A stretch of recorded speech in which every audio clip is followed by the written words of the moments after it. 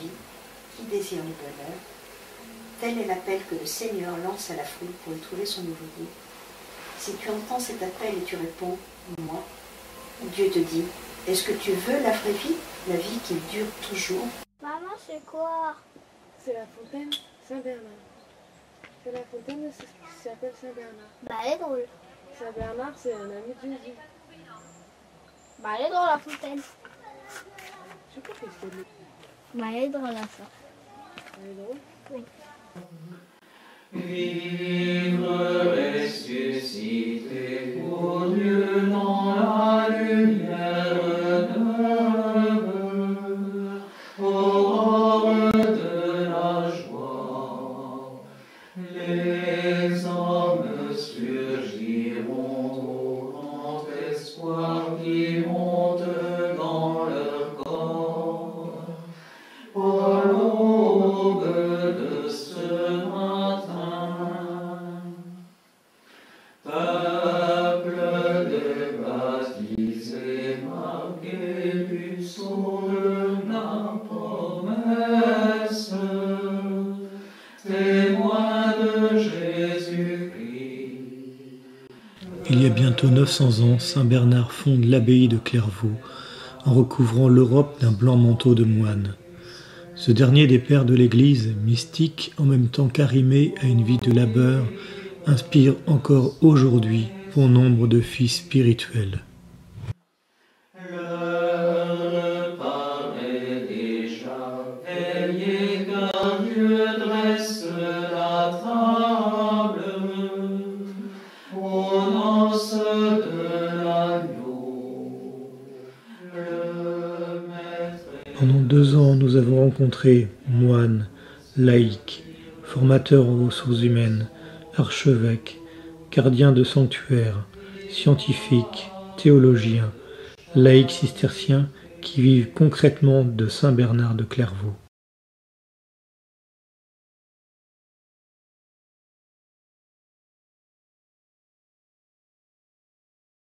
Les roseaux, sistèles en latin, ce qui est donné cito puis cistercien, portent l'âme de ses fondateurs depuis 900 ans, dont Saint Bernard de Clairvaux est une grande figure. À travers l'histoire de ce mystique et cet homme d'action bien de son temps, nous verrons comment son héritage spirituel continue à traverser les siècles par l'action, la contemplation, la lectio, suivre une vie heureuse, comme nous y invite la règle de Saint Benoît.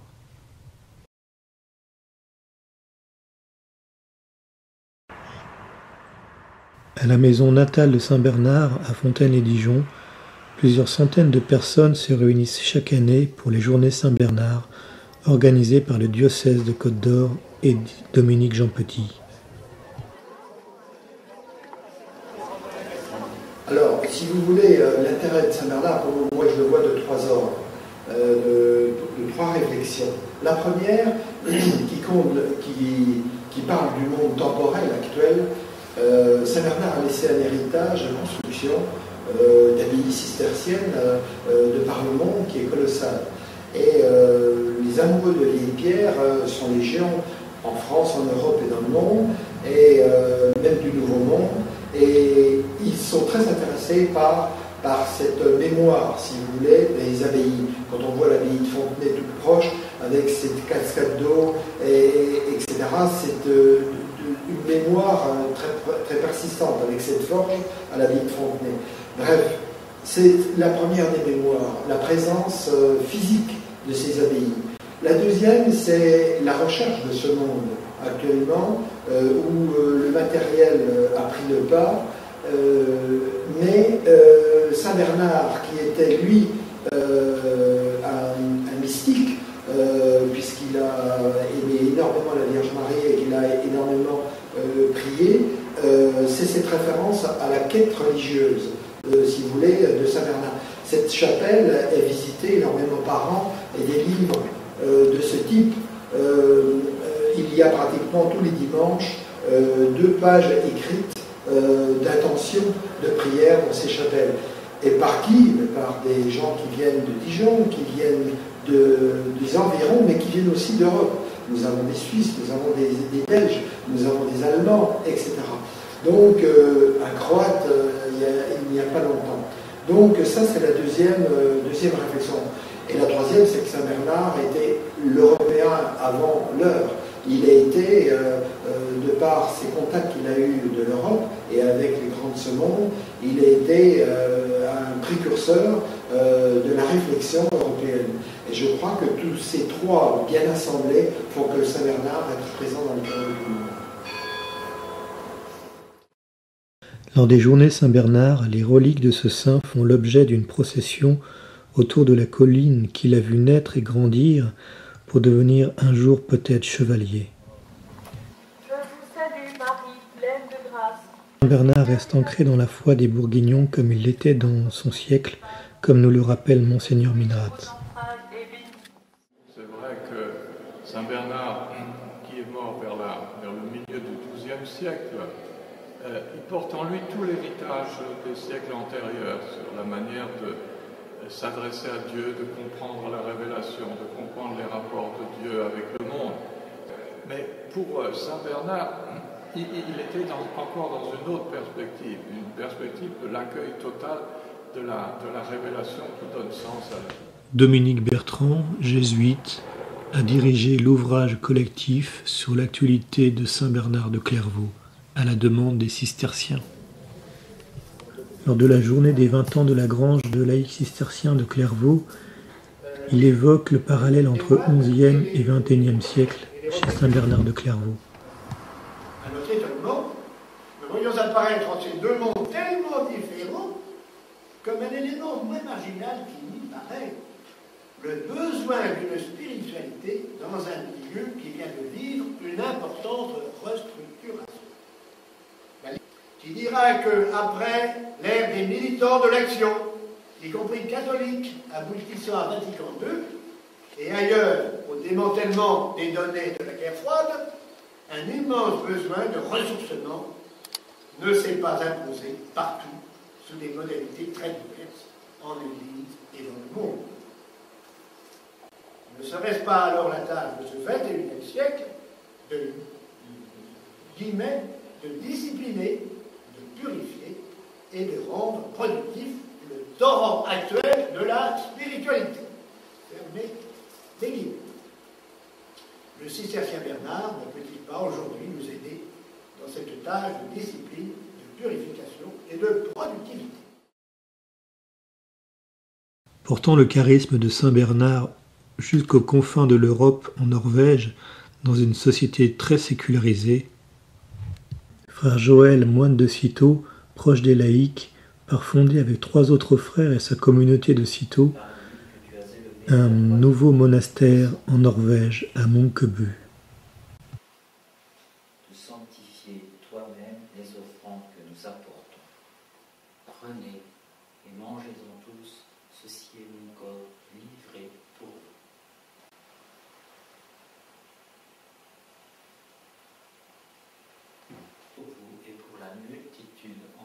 L'esprit d'un Saint Bernard traverse également le temps en rencontrant l'esprit scientifique le plus à la pointe de la technique actuelle.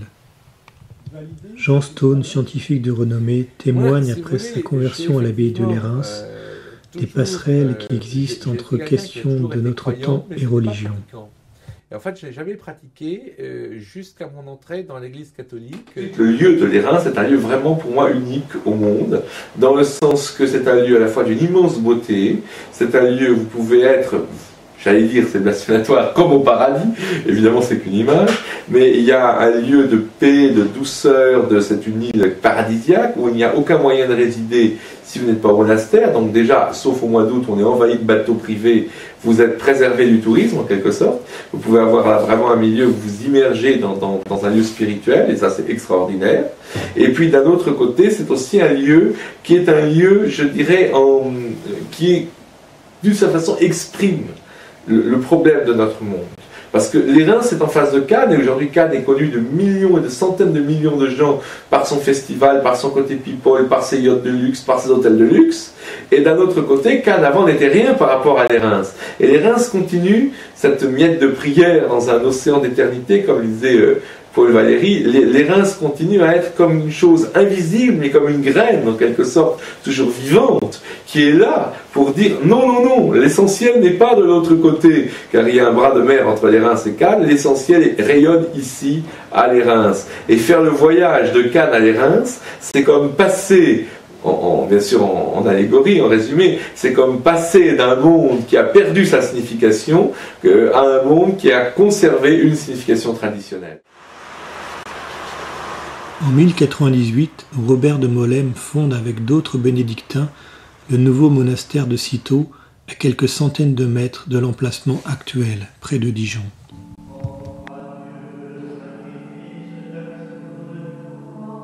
Avec leurs frères défricheurs, ils veulent revenir à l'authenticité de la règle de Saint Benoît.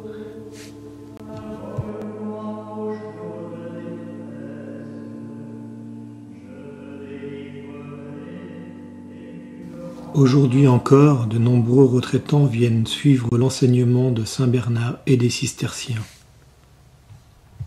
Il est jeune, il prend une décision, il a une révélation peut-être, mais il prend cette décision de s'engager dans une voie. Il a choisi la voie de Dieu, mais il s'est engagé dans une voie. Que ceci, partir avec 20 de ses compagnons à Cîteaux, frères bien sûr, et autres, ça a été pour lui un engagement très, très fort du début.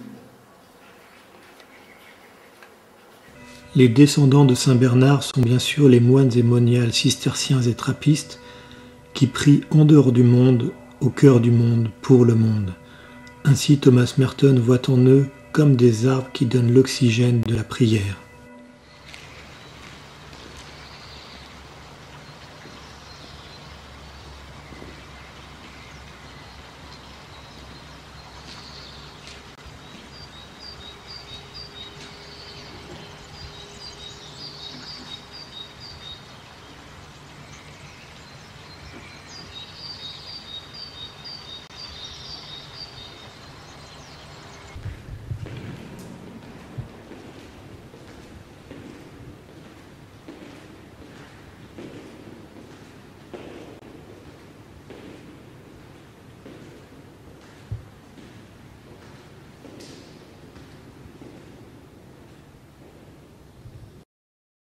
Cet amour que je découvrais, cet amour immense et vrai.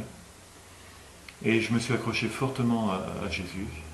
J'ai joué le jeu à fond de la vie monastique, par ce qu'on appelle l'ouverture de cœur, au Père spirituel, par la vie de prière, à la fois la vie communautaire et la vie personnelle, par la relation par rapport à la parole de Dieu, ce qu'on appelle la lectio, par les temps d'oraison, de méditation, et par la prière de mes frères. Et en fait, c'est l'ensemble de ces facteurs, et puis bien entendu aussi comme étant assommé par ce que j'ai découvert de l'Eucharistie.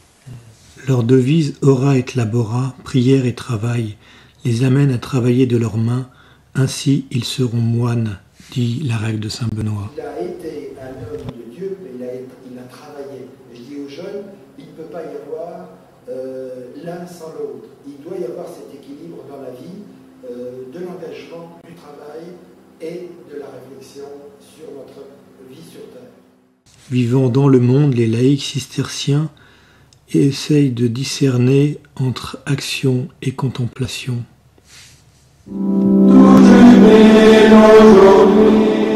Présente depuis les origines des laïcs cisterciens en France et de la Grange de Clairvaux, Denise Baudran est actuellement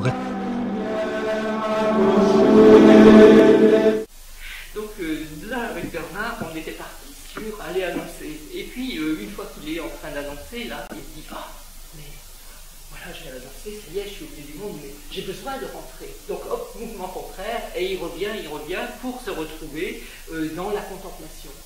Mais à peine est-il dans la contemplation qu'il n'a plus qu'une envie, c'est à nouveau repartir. Donc en fait, ça nous montre que contemplation et action sont deux choses qui s'alimentent mutuellement. Et il va falloir développer les deux aspects si on veut s'en sortir. Et finalement, la contemplation va alimenter l'action et l'action va alimenter la contemplation. Et les deux sont absolument indispensables si on veut pouvoir vivre et être chrétien. suite de la croix du Christ, les cisterciens cherchent à convertir leur âme. Alléluia, Alléluia, ciel, l'Esprit Saint laisse naven. En même temps, on a ce côté un peu isolé, restreint, et puis on a aussi une richesse qui vient du fait que on n'invente pas tout, hein, mais on a adapté notre liturgie à un contexte nouveau, hein, d'abord en intégrant le norvégien, comment célébrer dans une petite chapelle à 4 le jeudi saint, vendredi saint. Et donc ça nous a amené à penser les lieux, ça nous a amené aussi à voir nos chants, les moments de la liturgie. Bon. Mais ça, évidemment, c'est du travail. C'est du travail, bon, mais je crois qu'on est... Et puis aussi, on est un peu à d'expérimentum, c'est-à-dire qu'on expérimente des choses. Et je crois qu'on s'en est pas trop mal sorti. Enfin, Bernard, il a été pris dans ce dilemme-là. Alors, il en parle. Alors, il dit, cependant, au cours de ce va-et-vient, l'âme se soit un peu hésitante, en proie à une crainte très vive, tandis que ces deux passions la portent sans cesse de ci et de là, donc aller et revenir, elle redoute toujours de céder plus qu'il ne faut à l'un de ses mouvements et de s'écarter ainsi, un temps soit peu, de la volonté divine. Donc voilà, si on se met à partager la vie en deux morceaux, effectivement, on va être constamment, quand on sera dans la contemplation, on dira zut, j'ai tout ça à faire dehors. Et puis quand on sera dehors, on dira ah zut, et j'ai ma prière à faire. Enfin voilà, donc on ne va pas s'en sortir. C'est la recherche d'une vie unifiée. Oui. Et d'un équilibre d'une vie unifiée. Et alors lui il dit, bah, attention, si tu passes ton temps dans ce partage et dans cette tension, tu es foutu. Et en fait, tu vas tourner en rond dans ce problème. Un petit peu comme un hamster, il tourne, et puis il ne sort pas, il est dans sa roue et il tourne. Donc en fait, il va proposer de s'en sortir. Et pour s'en sortir, il donne des indications qui sont très concrètes. Et je vais lire le texte. Il dit, dans cette angoisse de où est-ce que je dois être, voilà, il n'est d'autre remède et d'autre refuge que la prière, de la fréquente invocation de Dieu. Donc je demande à Dieu de m'aider, auquel il faut demander sans cesse, et il donne des critères, de nous indiquer ce qu'il veut que nous fassions, à quel moment, dans quelle mesure. Et ça, ce sont des critères de discernement pour nous aujourd'hui. C'est-à-dire quand je suis dans un dilemme là, qui a tendance à me partager en deux et je ne m'en sors pas, la première chose, il nous dit, pose-toi. Tu te poses et tu parles à Dieu. Bon, il ne nous dit pas ce qu'il faut dire, c'est pas le problème. Hein. Donc tu te poses, tu parles à Dieu. Et puis tu lui demandes qu'il t'indique ce qu'il faut faire, à quel moment, dans quelle mesure. Et en fait, il y a des fois on se lance tête baissée dans quelque chose. Je pense que c'est la priorité, donc aujourd'hui je pense et je fais comme ça, et puis c'est pas nécessairement ça. À quel moment, si je veux absolument, je sais pas, il y a des actions, le moment est précis pour les faire. Mais si je les fais avant que les choses soient mûres et si je les fais alors que les choses sont passées, on ne va pas s'en sortir. Et Bernard souvent prend la comparaison de Marie. Et par exemple, il dit à Marie, dépêche-toi de dire oui, parce que si tu ne dis pas oui maintenant, il va falloir passer des siècles et des siècles à retrouver quelqu'un comme toi pour arriver à avoir un oui. Donc il y a un moment précis pour dire oui. Il y a aussi un discernement alors oui. C'est important chez Saint Bernard ce discernement. Il donne souvent des critères de discernement. Comment on va sortir d'une situation? Il dit qu'est-ce que tu dois faire? Quel est ton rôle? Cherche quel est ton rôle, à quel moment tu dois le mettre en œuvre et dans quelle mesure. Personne ne te demande d'en faire des tonnes, mais simplement de faire ce que tu dois faire au moment où tu dois le faire. J'ai été quelqu'un qui a toujours été croyant, mais je n'étais pas pratiquant. Et en fait, je n'ai jamais pratiqué jusqu'à mon entrée dans l'église catholique, donc au monastère de Lérins, en 1985. Et donc à l'âge de 22 ans. Et donc pour moi, effectivement, je dirais que j'étais un peu comme avec une boussole. Je savais que c'était la direction, mais bon, je n'avais pas trouvé la porte et je n'avais pas trouvé l'endroit. Et effectivement, pour moi, bon, j'ai un ami qui dit qu'il est capable de prier dans le métro. Moi, j'en suis tout à fait incapable. Et pour moi, effectivement, je dirais que pour moi, Dieu me parle dans des lieux qui sont des lieux vraiment de beauté, de nature, de profondeur. C'est pas forcément des lieux religieux, ça peut être des très beaux endroits. Par exemple, j'ai un endroit que j'aime beaucoup personnellement, qui est la dune du bassin d'Arcachon, quand il n'est pas évidemment couvert de touristes, mais c'est pour moi un lieu véritable de méditation. Mais pour moi, le lieu religieux qui a le plus compté, c'est effectivement les Reims. Et donc ma découverte du monastère de les Reims a été pour moi un moment très important dans ma vie, et j'ai vécu à les Reims des choses dans une petite chapelle qui est tout au bout de l'île, qui s'appelle la chapelle de la Trinité.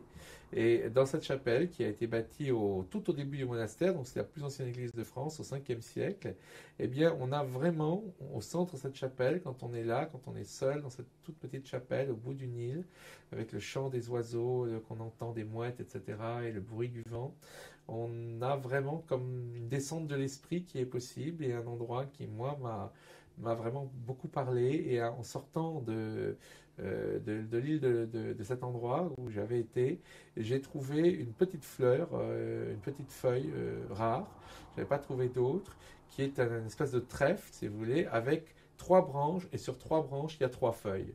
Et donc, juste au moment de reprendre le bateau, d'embarquer le bateau, j'ai trouvé ça. Et vous savez, les signes de Dieu, ce sont des signes personnels. Vous pouvez les raconter. C'est comme quand quelqu'un vous donne une rose, par exemple, vous donne une fleur. Bon, vous pouvez décortiquer la fleur, vous dire son poids atomique, ses molécules. Bon, ça n'a pas de sens. Ce qui compte, c'est que la fleur qu'on vous a offerte est un signe pour vous, et vous pouvez le savoir. Un scientifique qui regardera la fleur ne verra évidemment dedans que des pétales, comme je viens de dire, des molécules, etc. Vous voyez ? Et donc, un signe que vous avez reçu de Dieu, vous pouvez bien sûr le raconter aux autres, mais il faut savoir que le fait d'avoir vécu, c'est quelque chose qu'on ne peut pas transmettre. Et ça, c'est important. C'est beau comme image. Voilà. Et c'est comme si Jésus, à travers le prêtre, soufflait. Sauf que les fleurs de pissenlit, c'est aussi lui-même. Quelque part, il y a des semences d'amour, mais d'un amour qui est divin, et qui nous racine dans le concret, et qui rejoint tout être humain sur cette terre. Tout être humain qui, selon notre foi chrétienne, est et restera toujours à l'image de Dieu, fût-il le pire des pécheurs. Très important.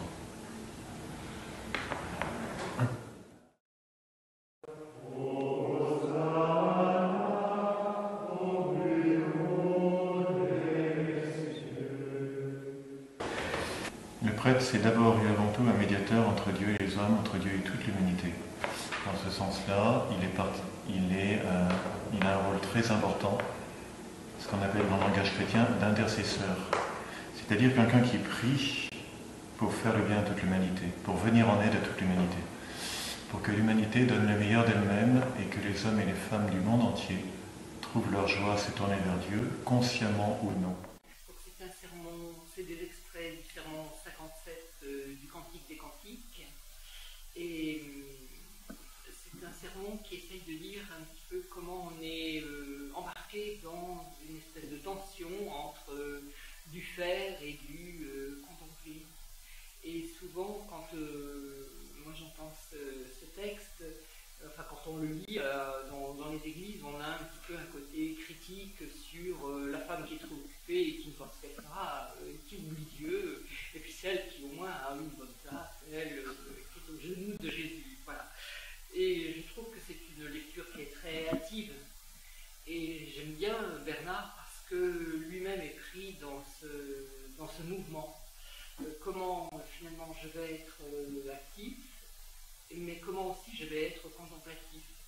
Et sans mettre en opposition les deux aspects. Et puis bon, c'est des femmes qui sont en scène là-dedans, donc je trouve que c'est bien. Que ce soit des histoires de femmes qui nous disent que l'évangile, il est aussi, il concerne le monde entier.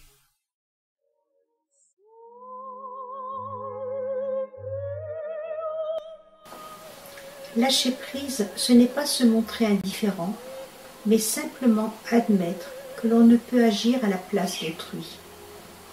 Lâcher prise, ce n'est pas couper les liens, mais au contraire tirer une leçon des conséquences inhérentes à l'événement. Lâcher prise, ce n'est pas blâmer ou changer autrui, mais donner le meilleur de soi. Lâcher prise, ce n'est pas prendre soin des autres, mais se sentir concerné.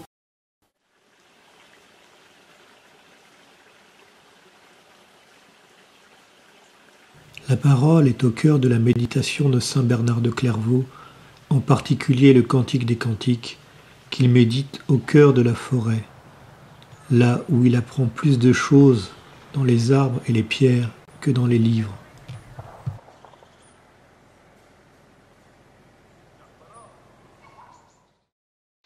D'ailleurs, cette expression de saint Bernard, dans le contexte de la lettre de saint Bernard qui parle de cela, les arbres et les forêt t'apprendront plus que les livres. C'était la lettre à Henri de Murdac, qui est un écolâtre, on dirait aujourd'hui un intellectuel anglais. Et donc en fait, il y a plusieurs niveaux. Bon, pour nous aujourd'hui, qui aimons la nature, comme ici en Norvège, on aime beaucoup la nature, qui sommes un peu écolos, donc on se dit voilà. Si en plus on est un peu anti-intellectuel, on dit voilà. En fait, je crois que c'est peut-être un peu des récupérations de saint Bernard. Je pense que derrière ça, il y a en fait une image une allusion à la vie cistercienne comme suite du Christ, et en particulier dans sa dimension du travail des mains, du travail manuel, puisque le bois et la pierre, c'est pas uniquement la belle forêt que je contemple, mais c'est ce qui sert à construire. Et qui était au Moyen-Âge un élément d'humilité. Une confrontation à une condition pour les chevaliers, par exemple, de travailler manuellement, c'était un lieu d'humilité, un peu de folie, quoi. Une chute du Christ dans une vie qui est simple, mais en même temps, c'est pas anti-intellectuel au sens où en même temps il y a une méditation de la parole de Dieu. Donc, voilà. La cistercienne disait que cette parole, c'était aussi la forêt des Écritures. Oui. Elle ne devait pas l'avoir inventé d'ailleurs. Je crois même que c'était un Père Joël qui l'avait dit. Oui, et c'est dans les sermons sur le cantique de saint Bernard, la forêt des Écritures et les allégories. Enfin bon, l'écriture est comme une forêt. Quand on la voit de loin comme ça, on a l'impression que c'est tout un bloc. Puis à l'intérieur, il y a des vallées, donc à l'intérieur de la forêt, il y a une infinité de sens à découvrir. Nous, on a perdu une chose actuellement, c'est que quand on lit la Bible, on ne croit pas que tout est vrai. Je ne devrais pas dire ça. On est critique, on a une lecture qui est critique de la Bible, mais au Moyen-Âge, enfin au XIe, tout ce qui est écrit dans la Bible est vrai. Donc on relit tous les événements à partir de ces mots qui sont là, en essayant de voir comment ça concorde. Alors nous, on est obligé de faire un travail beaucoup plus lointain de compréhension et de voir comment ça peut nous parler. Enfin, mais le XIIe est un siècle qui est complètement chrétien, enfin, au moins dans la partie occidentale européenne. Voilà. Et ce travail de lecture, de relecture, c'est ce qu'on appelle la lectio divina. La lectio, effectivement, je lis un texte et je vais le ruminer. Voilà. C'est-à-dire, je crois que quand je lis un texte d'évangile, cette parole, elle va me dire quelque chose que je ne connais pas. Même encore maintenant, même si je peux être critique, faire des lectures théologiques, des lectures d'exégèse, des lectures historiques, n'empêche que si je lis l'évangile, je lis ce texte en tant que parole de Dieu qui va me dire quelque chose aujourd'hui que je ne connais pas. Donc, la lectio, ça va aller très lentement. Contrairement à notre temps aujourd'hui qui veut accélérer et presser, la lectio ralentit. Si on veut ralentir notre vie, c'est super. On fait une lectio et on la ralentit. Donc la lectio, je prends le temps et je vais passer avec le texte une demi-heure, 3/4 d'heure et pourquoi pas 1 heure. Tout ce qui est accueil de la parole de Dieu dans un cœur ouvert nous fait entrer dans cette vision globale que le Seigneur a sur nous, hein, qui va de la création à la rédemption jusqu'au partage de la vie divine. C'est pour cela que nous sommes croyants. C'est ça le cœur de la foi. Et aujourd'hui, il y a beaucoup de progrès dans ce sens, et il faut soutenir et encourager ces initiatives pour qu'on retrouve un cœur à ce que nous faisons. Écoutant Dieu à travers sa parole, l'action et la contemplation, les fils spirituels de Saint Bernard sont des chercheurs de Dieu. Oui, je crois qu'effectivement, le problème de la condition humaine, c'est que nous sommes dans une situation où à la fois nous avons ces signes que Dieu nous adresse, mais Dieu est quelqu'un d'extrêmement doux, d'extrêmement discret, et je pense que c'est très important de comprendre cela, parce que si votre amour est grand, votre amour est aussi discret. Vous n'allez pas crier « ou, etc. »,« je t'aime » dans la rue à quelqu'un que vous aimez. Vous allez vous comporter de façon discrète. D'une autre façon, vous allez évidemment, surtout si l'amour est grand et sincère, vous allez laisser la liberté à l'autre. Vous n'allez pas le forcer. Et donc je pense que l'homme, effectivement, est dans cette situation où il doit lui-même comprendre quelle est sa destinée, quel est son rôle, que le sens de la vie, ce n'est pas d'accumuler l'argent, d'accumuler le pouvoir, d'accumuler la réussite sociale, les biens matériels, mais que le sens de la vie, c'est de comprendre pourquoi nous sommes ici, pourquoi l'humanité existe, pourquoi la vie et l'homme ont été créés, quel est le sens de notre vie et comment il y a effectivement, comme je le pense, donc un Dieu qui est un Dieu d'amour et qui attend une manifestation d'un individu qui est un individu libre, qui peut le chercher ou s'en fiche complètement et faire autre chose, qui peut le rejeter complètement ou au contraire aller vers lui et l'aimer. Et pour cela, je pense qu'on est accompagné de signes discrets que Dieu nous envoie dans notre vie, que nous pouvons voir ou ne pas voir. Après, c'est notre liberté à nous. Mais effectivement, même si nous avons ces signes-là, l'homme doit quand même être capable d'exercer sa liberté et de trouver par lui-même quel est le sens de la vie humaine. Dans un cycle naturel, finalement, s'il y a le printemps, s'il y a le retour de la vie, on sait qu'en même temps, il y aura le retour de l'automne et de l'hiver. Donc on est quand même toujours dans quelque chose qui ne durera pas. De même que notre existence humaine, elle est comme ça. On a une naissance d'un petit homme, c'est toujours une joie, c'est une vie nouvelle, mais on sait qu'il va mourir un jour. Et donc voilà, donc l'aspiration humaine, c'est d'avoir une vie où la mort n'a plus d'emprise. J'aime mieux dire ça que de dire une vie éternelle, une vie qui dure toujours. Ça paraît un peu monotone comme truc. Et puis bon, son texte continue, et puis il se dit que finalement, nous on cherche toujours à partager les choses, mais que peut-être finalement dans la chance, quand une seule personne peut réunir en elle-même toutes les qualités, c'est merveilleux, mais on n'est pas tous comme ça, on ne peut pas être au top de tout personnellement. Donc il nous reste une chose, c'est la communauté.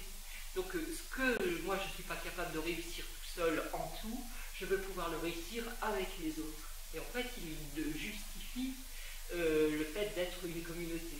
Dans la communauté, il va y avoir des Marthe, des Marie, des Lazare, des Pierre, des Jacques, des Jean, des Paul, voilà, tout cela, et c'est tous ensemble qu'on va pouvoir construire une maison harmonieuse. Et c'est intéressant de se dire que finalement, moi, je n'ai pas toutes les qualités, je n'ai pas toutes les possibilités, mais je crois que la communauté va me donner par l'autre toutes les possibilités. Et finalement, c'est la communauté qui devient le lieu de ma joie. que tous ensemble, nous sommes capables de réussir.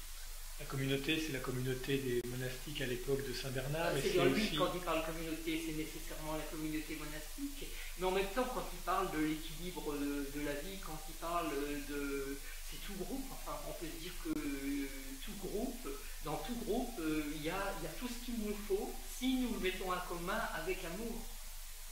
Au lieu de dire, moi je suis capable de ça, mais toi, voilà. Donc dans tout groupe, ça pose la question de est-ce que nous allons faire des comparaisons, est-ce qu'il va y avoir des jalousies, est-ce qu'il va y avoir des flemmards, voilà. Mais si chacun met en commun toutes les capacités qu'il a, il les met avec amour, donc du coup la communauté elle devient quelque chose de très beau, où toutes les dimensions sont présentes.